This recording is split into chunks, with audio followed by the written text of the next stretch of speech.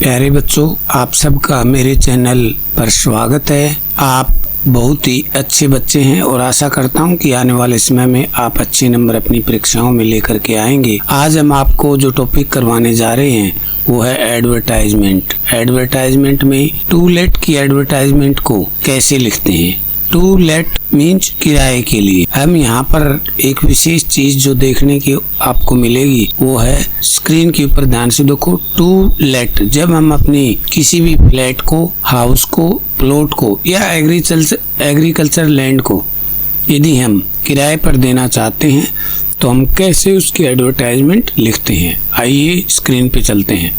To late, जब हम किसी भी एडवर्टाइजमेंट को लिखते हैं तो ऊपर हेडिंग लिखते हैं। अब हमें कोई भी फ्लैट, हाउस या प्लॉट किराए पर देना है तो बड़े अक्षरों में लिखेंगे कैपिटल लेटर में टू लेट। अब नीचे स्टार्ट करते हैं। टी कैपिटल रहेगा, ओ एल कैपिटल, आईफन लगा देंगे, दो बिंदी, ए फ्लैट। पेपर में यदि दे रखा है फ्लैट तो फ्लैट लिख देंगे, हाउस दे रखा है तो हाउस लिख देंगे और प्लॉट दे रखा है तो प्लॉट लिख देंगे। उसके बाद आप लिखोगे साइज कि उस फ्लैट का, हाउस का, प्लॉट का साइज क्या है। जैसे मैंने लिखे 100 स्क्वायर यार्ड्स, 100 गज।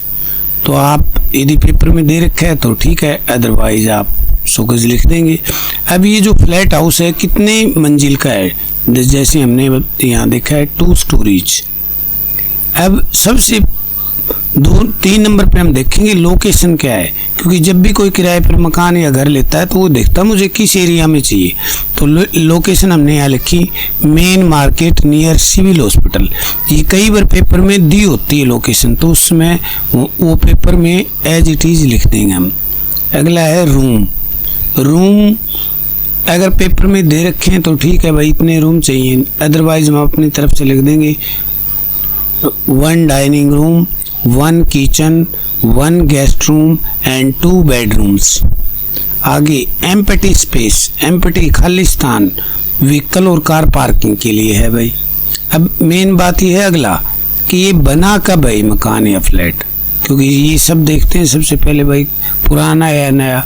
तो हमने लिखा बेल्ट इन 2025 में। फिर सबसे पहले कीमत देखते हैं। अब ये कीमत क्या है, तो कीमत मीन्स यहाँ पर वो बिल्डिंग की कीमत नहीं है। यहाँ पर अगला पॉइंट देखा जाता है एक्सपेक्टेड रेंट, अनुमानित किराया कितना है। यहाँ पर रेंट भी लिख सकते हैं, एक्सपेक्टेड रेंट भी लिख सकते हैं। जैसे हमने देखा होगा पुरानी एडवर्टाइजमेंट में फॉर सेल फॉर बाई में यहाँ पर एक्सपेक्टेड प्राइस लिखते थे।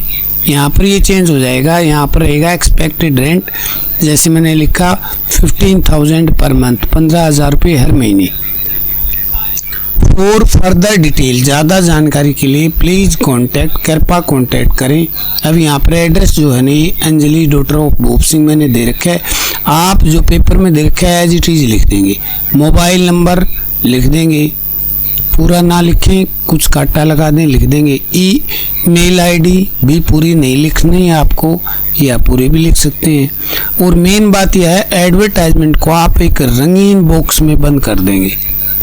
तो जैसे कि हमने देखा कि भाई टू लेट की जब एडवर्टाइजमेंट हम लिखते हैं तो क्या लिखते हैं, सबसे पहले हम लिखेंगे क्या हम किराए पर देना चाहते हैं, हाउस या फ्लैट। फिर लिखेंगे उसका साइज क्या है। 3 नंबर पे लिखेंगे उसकी लोकेशन क्या है। 4 नंबर पे देखेंगे हम उसके रूम कितने हैं, कौन कौन से हैं। 5 नंबर पे एम्प्टी स्पेस। 6 नंबर पे किस सन में बना है वो। 7 नंबर पे एक्सपेक्टेड रेंट कितना होगा। फिर कॉन्टैक्ट क्या होगा, मोबाइल और ईमेल आईडी।